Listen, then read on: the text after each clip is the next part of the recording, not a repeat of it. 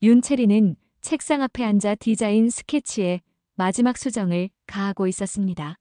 작은 사무실 한편에서는 남편 장현석이 클라이언트와 통화를 하며 프로젝트 일정을 조율하고 있었죠. 결혼한 지 3년째 둘이 함께 꾸려가는 작은 디자인 회사는 비록 규모는 작았지만 그들에게는 꿈을 키워가는 소중한 공간이었습니다. 여보, 오늘 미팅 어땠어? 채린이 고개를 들며 물었어요. 현석은 전화를 끊고 돌아서며 피곤한 표정을 지었습니다. 생각보다 까다로운 클라이언트네. 하지만 계약만 성사되면 당분간은 걱정 없을 것 같아. 그의 말에 채리는 안도의 미소를 지었죠. 요즘 경기가 어려워 프로젝트를 따내기가 쉽지 않았거든요. 그때 사무실 문이 열리며 한서윤이 들어왔습니다. 채린아, 야근 또 하는 거야? 서윤은 채린의 대학 시절부터 지금까지 가장 가까운 친구였어요. 결혼 후에도 자주 사무실에 놀러와서 일손을 도와주곤 했죠. 언니, 고마워. 매일 이렇게 도와주러 안 와도 되는데, 채린이 말했지만 서윤은 이미 옆자리에 앉아 업무 파일을 정리하기 시작했습니다. 괜찮아. 어차피 집에 가도 할 일 없어. 너희야말로 오늘은 좀 일찍 들어가는 게 어때? 현석이도 피곤해 보이고. 그리고 덧붙였어요. 그보다 이로고 시안 정말 예쁘다. 역시 우리 채린이 손은 황금손이야. 서윤의 칭찬에 채린은 쑥스러워하며 웃었어요. 현석도 옆에서 고개를 끄덕이며 정말 그래. 채린이 없으면 우리 회사 어떻게 될지 모르겠어라고 말했습니다. 그 순간만큼은 세 사람 모두 행복해 보였죠. 밤이 깊어갈 때까지 세 사람은 함께 작업을 마무리했습니다. 서윤이 먼저 자리를 정리하며 그럼 나는 먼저 갈게. 채린아, 너무 늦지 않게 들어가라고 말했어요. 현석도 고마워, 서윤아. 덕분에 일이 빨리 끝났어라며 감사 인사를 전했습니다. 채린은 남편과 함께 서윤을 배웅하며 마음이 따뜻했어요. 힘든 시기지만 사랑하는 사람들과 함께라면 뭐든 해낼 수 있을 것 같았거든요. 사무실 불을 모두 끄고 나서야 채린과 현석은 집으로 향했습니다. 차 안에서 현석이 말했어요. 여보, 우리 정말 열심히 살고 있는 것 같아. 언젠가는 더 큰 회사로 키울 수 있을 거야. 채린은 그의 손을 잡으며 고개를 끄덕였죠. 응, 우리 함께라면 뭐든 할 수 있어. 그들은 아직 몰랐습니다. 이것이 함께한 마지막 평범한 하루가 될 줄은. 그 다음 날 아침, 채린은 평소보다 일찍 사무실에 도착했습니다. 중요한 프레젠테이션을 앞두고 있어서 마지막 점검을 하고 싶었거든요. 하지만 현석의 자리는 비어 있었어요. 자신보다 일찍 집을 나선 현석이었습니다. 채리는 핸드폰을 들어 현석에게 전화를 걸었지만 통화 중 신호만 계속 들렸습니다. 점심시간이 되어도 현석은 나타나지 않았어요. 채리는 점점 불안해지기 시작했습니다. 급한 일이 생겼나 싶어 다시 전화를 걸어봤지만 여전히 연결되지 않았죠. 그때 서윤에게서 문자가 왔어요. 채린아, 오늘 바빠서 사무실 못 갈 것 같아. 미안해. 평소와 다른 짧고 건조한 문체가 신경 쓰였지만 채린은 별다른 생각을 하지 않았습니다. 오후 2시쯤 채린의 핸드폰에 낯선 번호로 전화가 걸려왔어요. 여보세요? 채린 씨죠? 아름기획의 담당자인데요. 혹시 현석 씨 어디 계신지 아세요? 오늘 중요한 미팅이 있었는데 연락이 안 되거든요. 채린의 심장이 빠르게 뛰기 시작했습니다. 현석이 약속을 어기는 일은 거의 없었거든요. 집으로 달려간 채린은 충격적인 광경을 마주했습니다. 현석의 옷들이 모두 사라져 있었어요. 평소 아끼던 시계와 지갑도 보이지 않았죠. 침실 책상 위에는 한 장의 편지만 덩그러니 놓여 있었습니다. 떨리는 손으로 편지를 펼친 채린의 눈에 현석의 글씨가 들어왔어요. 채린아, 정말 미안해. 나는 행복하지 않았어. 더 이상 이렇게 살 수 없을 것 같아.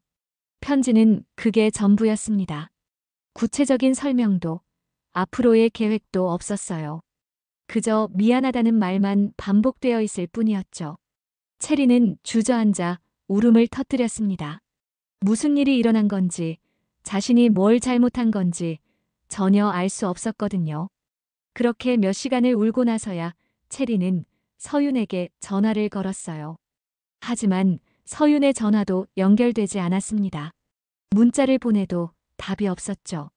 체리는 서윤의 집으로 향했어요. 혹시 현석이 거기 있을지도 모른다는 희망을 품고 말이죠.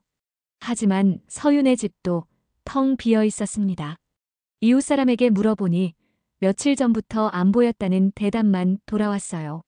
그제야 체리는 깨달았습니다. 현석과 서윤이 함께 사라진 것이라는 사실을 말이죠. 가장 사랑했던 남편과 가장 믿었던 친구가 자신을 배신하고 떠난 거였어요. 체리는 길 한복판에서 무너져 내렸습니다. 하늘이 무너지는 것 같았죠. 왜? 도대체 왜? 체린의 절규가 적막한 거리에 메아리 쳤습니다. 그날 밤 체리는 홀로 남겨진 집에서 밤을 새웠어요. 눈물도 더 이상 나오지 않았습니다. 그저 멍하니 천장을 바라보며 지난 시간들을 되돌아봤죠. 혹시 자신이 놓친 신호가 있었을까? 미리 알 수 있는 방법은 없었을까 하면서 말이에요. 하지만 아무리 생각해봐도 답은 나오지 않았습니다. 며칠 후 체린에게 더 큰 충격이 기다리고 있었습니다. 회사 계좌가 텅 비어 있다는 은행의 연락을 받은 것이죠. 현석이 모든 자금을 인출해간 상태였어요. 게다가 그가 회사 명의로 받은 대출까지 있다는 사실도 알게 되었습니다. 체리는 하루아침에 빚더미에 앉게 되었죠. 이럴 수가 없어. 체리는 통장을 들여다보며 중얼거렸습니다. 잔액은 몇만 원에 불과했어요. 월세도 생활비도 모두 막막한 상황이었죠. 설상가상으로 현석과 공동명의로 되어 있던 사무실 보증금까지 날아갔다는 연락이 왔습니다. 임대인은 빚 때문에 압류가 들어갔다며 당장 나가라고 통보했어요. 체리는 작은 원룸으로 이사를 해야 했습니다. 가진 돈이 거의 없어서 보증금도 최소한으로만 낼 수 있는 곳을 찾았죠. 곰팡이 냄새가 나는 지하 반지하 방이었어요. 창문으로는 사람들의 발목만 보였습니다. 하지만 선택의 여지가 없었죠. 이제 어떻게 살아야 하지? 체리는 빈 방 바닥에 앉아 무릎을 끌어안았습니다. 모든 게 무너져 내린 기분이었어요. 하지만 계속 이렇게 있을 수는 없었습니다. 살아야 했거든요. 체리는 일자리를 찾기 시작했어요.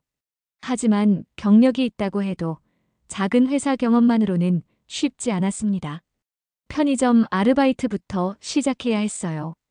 밤 11시부터 아침 7시까지 야간 근무였습니다. 낮에는 또 다른 아르바이트를 했죠. 카페에서 서빙을 하거나 전단지를 돌리는 일들이었어요. 하루에 서너 시간밖에 못 자는 날이 대부분이었습니다. 끼니는 편의점 도시락으로 때웠어요. 유통기한이 임박한 할인 상품들로 말이죠. 그렇게 몇 개월을 버티던 어느 날 체리는 우연히 길에서 자신이 디자인했던 브랜드 로고를 발견했습니다. 작은 카페 간판에 붙어 있었죠. 내가 만든 거야. 체린의 눈에 눈물이 고였어요. 그때 문득 깨달았습니다. 자신에게는 아직 재능이 남아있다는 것을요. 그날 밤 편의점에서 근무를 마치고 체리는 오랜만에 스케치북을 꺼냈습니다. 펜을 잡은 손이 떨렸어요. 오랫동안 그림을 그리지 않았거든요. 하지만 선을 그어나가자 예전의 감각이 조금씩 돌아왔습니다. 다시 시작해보자. 체리는 속으로 다짐했어요. 낮에는 아르바이트를, 밤에는 디자인 작업을 하기 시작했습니다. 잠은 더욱 줄어들었지만 마음은 조금씩 살아나는 기분이었어요. 작은 프로젝트부터 하나씩 맡아 하면서 포트폴리오를 쌓아갔습니다. 온라인으로 의뢰받은 로고 디자인, 명함 제작, 간단한 브로슈어까지 닥치는 대로 했죠. 언젠가는 체리는 밤늦게 작업을 마치며 창밖을 바라봤습니다. 지하 창문 너머로 보이는 건 사람들의 발뿐이었지만 체린의 마음속에는 새로운 꿈이 싹트고 있었어요. 바닥에서 시작하는 것이 두렵지 않았습니다. 오히려 더 이상 잃을 것이 없다는 생각에 자유로워진 기분이었죠. 세상이 나를 버린 그 순간부터 나는 나를 키우기로 했다. 체리는 다시 펜을 들었습니다. 2년이 흘렀습니다. 체린의 작은 디자인 스튜디오는 조금씩 입소문을 타기 시작했어요. 처음에는 온라인으로만 봤던 작업들이 점점 오프라인 클라이언트들로 확장되었습니다. 체리는 여전히 그 작은 원룸에서 살았지만 이제는 편의점 아르바이트를 그만둘 수 있을 만큼 수입이 생겼죠. 체린 디자인이라는 작은 간판을 단 사무실을 얻은 건 3년째 되던 해였습니다. 비록 평수는 작았지만 체린에게는 새로운 출발점이었어요. 벽면 가득 걸린 작업물들을 바라보며 체리는 뿌듯함을 느꼈습니다. 정말 여기까지 왔구나. 혼자 중얼거리며 미소를 지었죠. 체린의 디자인은 독특했습니다. 단순하면서도 강렬했고 무엇보다 사람들의 마음에 오래 남는 임팩트가 있었어요. 특히 라이프스타일 브랜드들이 체린의 작업을 찾기 시작했습니다. 그녀가 만든 브랜드 아이덴티티는 시장에서 확실한 차별화를 보여줬거든요. 5년째 체리는 큰 결단을 내렸습니다. 단순히 디자인만 하는 것이 아니라 직접 브랜드를 만들어 보기로 한 거였어요. CLIN이라는 이름으로 라이프스타일 제품을 기획하고 제작하기 시작했습니다. 클린과 시크의 조합으로 만든 브랜드명이었죠. 깔끔하면서도 세련된 디자인으로 젊은 소비자들의 마음을 사로잡았어요. 첫 번째 제품은 간단한 스테이셔너리였습니다. 노트, 펜, 파일 등 일상에서 사용하는 문구류들이었죠. 하지만 체린만의 미니멀한 디자인과 실용성을 결합한 제품들은 출시와 동시에 화제가 되었습니다. 온라인 쇼핑몰에서 시작한 판매는 점점 오프라인 매장으로 확장되었어요. 이게 정말 내가 만든 건가? 체리는 백화점 문구, 코너에 진열된 자신의 제품들을 바라보며 믿기지 않는 표정을 지었습니다. 불과 몇 년 전만 해도 편의점 도시락으로 끼니를 때웠던 자신이 말이에요. 하지만 이것은 시작에 불과했습니다. 7년째 CLIN은 아시아 전체로 사업을 확장했습니다. 일본, 중국, 동남아시아까지 진출한 거였어요. 체린의 디자인 철학인 단순함 속의 완성도는 문화를 초월해 많은 사람들에게 사랑받았습니다. 회사는 이제 수백 명의 직원을 둔 중견기업으로 성장했죠. 투자자들이 몰려들기 시작했습니다. 글로벌 투자회사에서 CLIN을 인수하고 싶다는 제안이 계속 들어왔어요. 체리는 신중하게 고민했습니다. 단순한 인수가 아니라 더 큰 비전을 함께 그려갈 수 있는 파트너를 찾고 있었거든요. 마침내 체리는 아시아 최대 라이프스타일 그룹인 GL그룹과 손을 잡게 되었습니다. 단순한 인수가 아니라 체린이 그룹의 신임 회장으로 취임하는 조건이었어요. 37의 나이에 그룹 회장이 된 것이죠. 언론들은 신데렐라 스토리, 기적의 경영인이라며 체린을 조명했습니다. 윤체린 회장님, 성공 비결이 뭔가요? 기자회견장에서 쏟아지는 질문들 사이로 한 기자가 물었어요. 체린은 잠시 침묵한 후 차분하게 답했습니다. 바닥에서 시작했기 때문에 높이 올라갈 수 있었다고 생각합니다. 무엇보다 포기하지 않는 것이 가장 중요하죠. 그녀의 눈빛에는 과거의 상처를 딛고 일어선 강인함이 서려 있었습니다. 그로부터 3년이 더 흘렀습니다. 체리는 이제 40살이 되었어요. GL그룹은 그녀의 리더십 하에 아시아를 넘어 유럽과 북미 시장까지 진출했습니다. 체린의 사무실은 서울 강남의 마천루 최고층에 자리 잡고 있었죠. 전면이 통창으로 된 회장실에서 내려다보는 도시의 모습은 10년 전 지하 원룸에서 올려다보던 그 풍경과는 완전히 달랐어요. 그날도 체리는 평소와 다름없이 오전 일정을 소화하고 있었습니다. 오후 2시에 예정된 인수 미팅을 앞두고 있었죠. 중소 브랜드 하나를 검토하는 자리였어요. 사장님, 오후 미팅 준비가 완료되었습니다. 비서가 들어와 보고했습니다. 체리는 고개를 끄덕이며 어떤 회사라고 했죠? 라고 물었어요. 하모니 라이프라는 홈리빙 브랜드입니다. 부부가 함께 운영하는 작은 회사인데 최근 매출 감소로 어려움을 겪고 있다고 하네요. 비서의 설명을 들으며 체리는 자료를 훑어봤습니다. 평범한 중소기업 같아 보였어요. 특별히 눈에 띄는 부분은 없었죠. 오후 2시 정각 미팅룸 문이 열리며 두 사람이 들어왔습니다. 체리는 자료를 보며 인사말을 준비하고 있었는데 문득 익숙한 목소리가 들려왔어요. 안녕하세요. 하모니 라이프 대표 장현석입니다. 그 순간 체린의 손이 얼어붙었습니다. 천천히 고개를 들어올린 체린의 눈에 10년 전 그 모습 그대로인 현석이 보였어요. 현석 옆에는 한서윤이 서 있었습니다. 여전히 예쁜 얼굴이었지만 10년의 시간이 만든 피로함이 역력했어요. 서윤은 체린을 보자마자 얼굴이 하얗게 질렸습니다. 체린아. 서윤이 떨리는 목소리로 중얼거렸죠. 하지만 현석은 아직 체린이 누구인지 알아보지 못한 듯 했어요. 앉으세요. 체린의 목소리는 놀랄 만큼 차분했습니다. 10년의 시간이 그녀를 완전히 다른 사람으로 만들어 놓았거든요.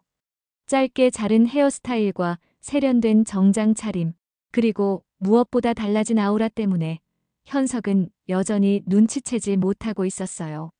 저희 회사는 작지만 정성스럽게 만든 제품들로 고객들에게 사랑받고 있습니다. 현석이 프레젠테이션을 시작했어요. 하지만 그의 말투에는 어딘가 건방진 구석이 있었습니다. 요즘 대기업들이 중소기업 많이 인수하시잖아요. 형식적으로 여성 대표 내세우는 경우도 있고. 현석의 말에 미팅룸 안 분위기가 차갑게 식었어요. 체리는 표정 하나 변하지 않고 현석의 말을 들었습니다. 옆에 앉은 서윤은 식은땀을 흘리며 현석의 팔을 살짝 잡아당겼어요.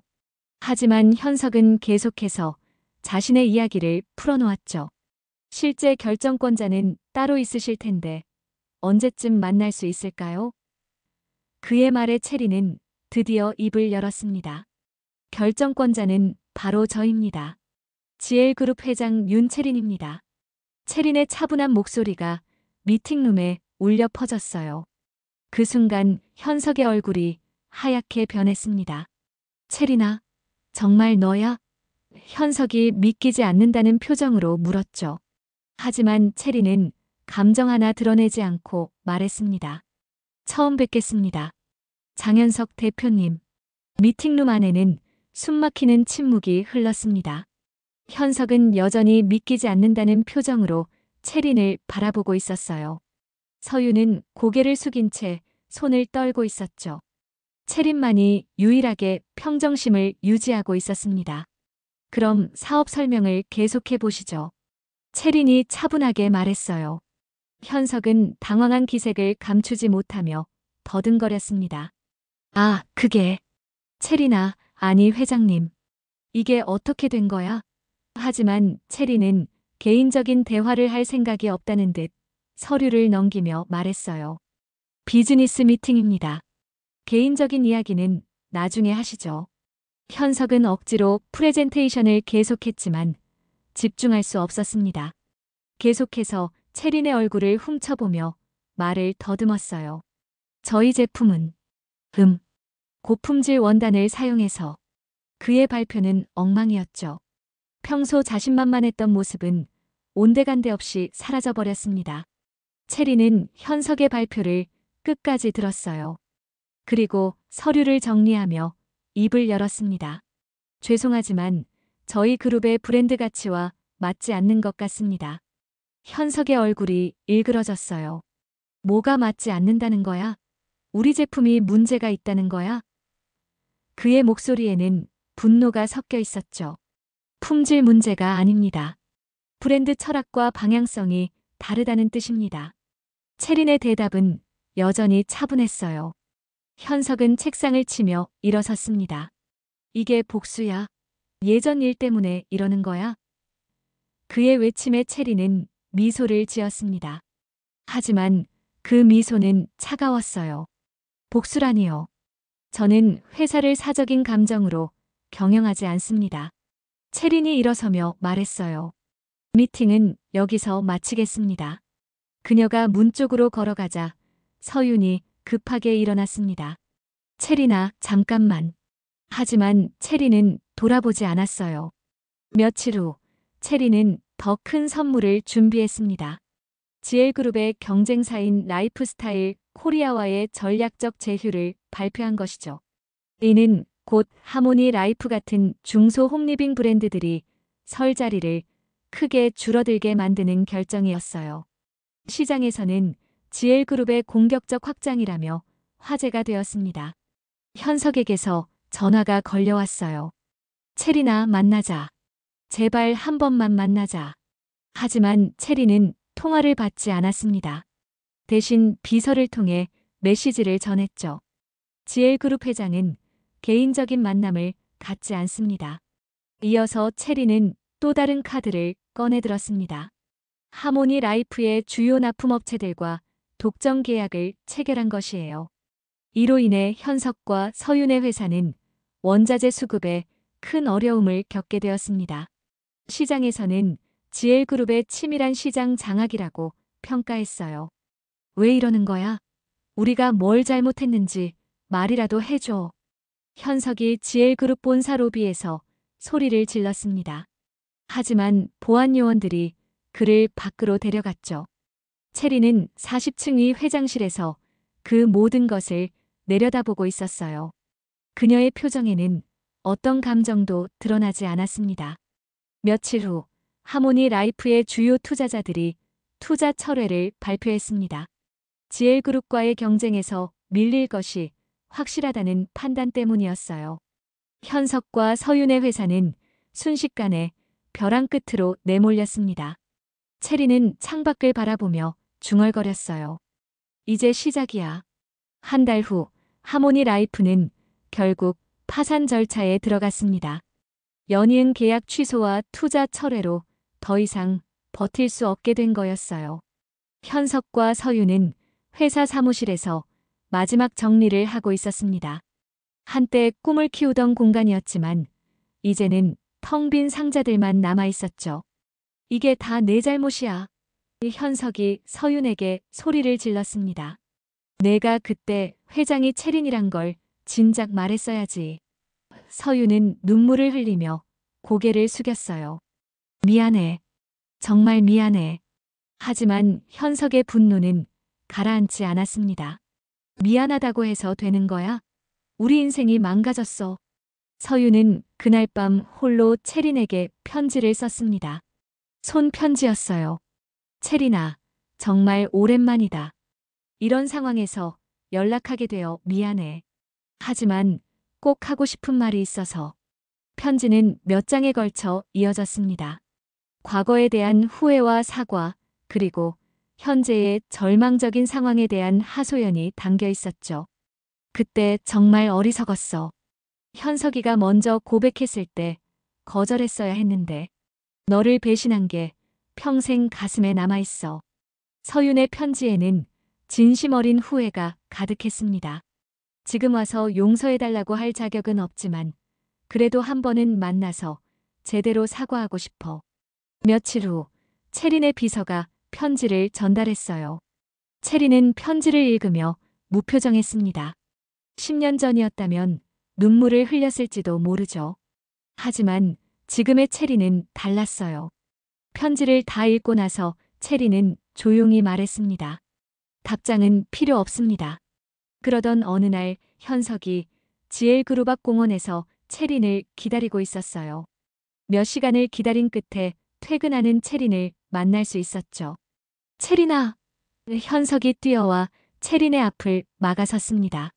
체린은 차분하게 그를 바라봤어요. 우린 그래도 한때 현석이 말을 꺼내려 했지만 채린이 끊었습니다. 한때요? 그 한때 때문에 내가 여기까지 온 거예요.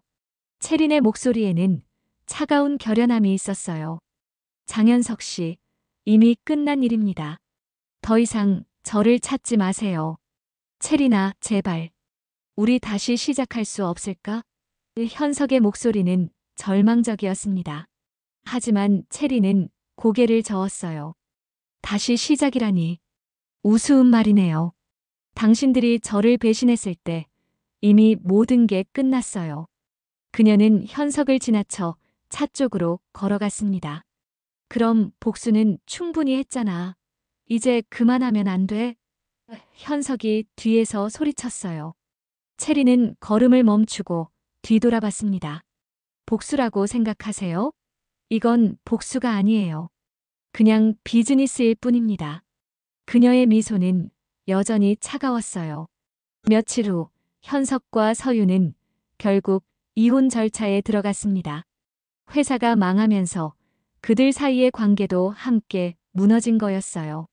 서유는 작은 아파트로 이사를 했고 현석은 고향으로 내려갔다는 소식이 들렸습니다. 채리는 그 소식을 들으며 창밖을 바라봤어요. 끝났구나. 채리는 혼자 중얼거렸습니다. 복수였든 비즈니스였든 이제 정말 모든 게 끝났어요. 그녀는 더 이상 과거를 돌아보지 않기로 했습니다. 앞으로 나아갈 시간이었거든요. 10년간 쌓아온 것들을 바탕으로 더 큰 꿈을 이룰 시간 말이에요. 1년 후 채리는 새로운 프로젝트에 몰두하고 있었습니다. 지엘 희망재단을 설립한 것이죠. 자신처럼 어려운 상황에서 꿈을 포기하지 않는 여성 창업가들을 지원하는 재단이었어요. 제2의 기회를 만들어주고 싶어요. 재단 설립 기자회견에서 채린이 말했습니다. 실패는 끝이 아니라 새로운 시작일 수 있거든요. 재단의 첫 번째 수혜자는 28살의 박지민이었습니다. 카페 사업 실패로 빚더미에 앉았지만 베이킹에 대한 열정을 포기하지 않은 여성이었어요. 채리는 직접 지민을 만나 이야기를 들었습니다. 포기하고 싶었던 적은 없었나요? 채린이 물었죠. 매일 포기하고 싶었어요. 하지만 꿈이 저를 버리지 않더라고요. 지민의 대답에 채리는 과거의 자신을 떠올렸습니다. 좋습니다. 재단에서 전폭적으로 지원하겠어요. 채린의 약속 덕분에 지민은 작은 베이커리를 열 수 있게 되었어요. 몇 달 후 그 베이커리는 동네에서 소문난 맛집이 되었습니다. 채린은 가끔 그 베이커리를 찾아가 지민과 차를 마시며 대화를 나누곤 했어요. 회장님 덕분에 새 인생을 살고 있어요. 지민이 감사 인사를 전했습니다. 채리는 고개를 저으며 답했어요. 아니에요. 당신이 포기하지 않았기 때문이에요. 저는 그냥 도구가 되어드린 것 뿐입니다. 채린의 눈빛에는 따뜻함이 서려 있었어요. 예전의 차가운 모습과는 다른 모습이었죠. 어느 날 채린은 우연히 길에서 서윤을 마주쳤습니다. 서윤은 작은 꽃가게에서 아르바이트를 하고 있었어요. 많이 야위었지만 예전보다 평온해 보이는 얼굴이었습니다. 두 사람은 잠시 눈을 마주쳤지만 아무 말도 하지 않았어요. 채리는 조용히 지나쳤고 서윤도 고개를 숙였습니다. 그날 밤 채리는 오랜만에 과거를 되돌아봤습니다. 미움은 나를 여기까지 데려다 줬지만 이제는 내려놓을 때가 됐구나. 혼자 중얼거리며 창밖의 야경을 바라봤어요. 서울의 불빛들이 반짝이고 있었습니다. 10년 전 지하 원룸에서 바라보던 그 불빛들과 같은 것들이었죠. 한 달 후 채리는 대학교 강연 무대에 섰습니다. 경영학과 학생들을 대상으로 한 특강이었어요. 성공의 비결이 뭔가요? 라는 질문에 채리는 잠시 침묵했습니다. 그리고 천천히 입을 열었어요. 버림받았던 그날, 나는 나를 선택했습니다. 채린의 목소리가 강당에 울려 퍼졌어요. 세상이 저를 포기했을 때 저만은 저를 포기하지 않았거든요. 그것이 제가 여기 서 있을 수 있게 된 가장 큰 이유라고 생각해요. 학생들은 조용히 그녀의 말에 귀 기울였습니다. 상처는 우리를 무너뜨릴 수도 있지만 때로는 더 강하게 만들어주기도 해요. 중요한 건 그 상처를 어떻게 바라보느냐입니다. 체린이 계속 말했어요. 저는 상처를 원동력으로 삼았고 그 덕분에 지금의 제가 될 수 있었습니다. 강연이 끝나고 박수가 터져 나왔습니다. 체리는 미소를 지으며 인사했어요. 무대를 내려오는 그녀의 걸음은 가벼웠습니다. 더 이상 과거에 묶여있지 않았거든요. 회장실로 돌아온 체리는 통창 앞에 서서 도시를 내려다봤습니다. 41세의 그녀는 이제 진정한 평화를 찾았어요. 복수도 미움도 아닌 새로운 희망을 만들어가는 삶을 살고 있었습니다. 이제 정말 새로운 시작이야. 체리는 따뜻한 미소를 지으며 다음 일정을 위해 자리에 앉았습니다. 그녀의 이야기는 끝이 아니라 또 다른 시작이었거든요.